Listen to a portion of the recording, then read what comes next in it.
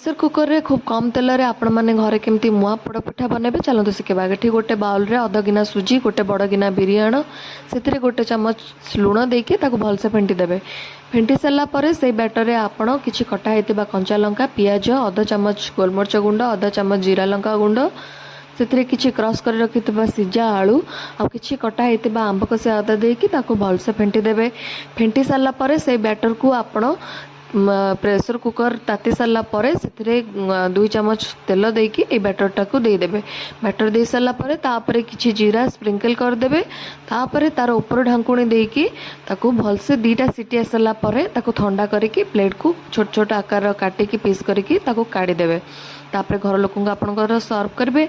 जो मैंने मो चैनल नुआ अच्छे एमती वीडियो पाई आपण दयाकर मो चैनल को सब्सक्राइब करथांतु नुआ नुआ वीडियो नोटिफिकेशन आप पाई परिबे।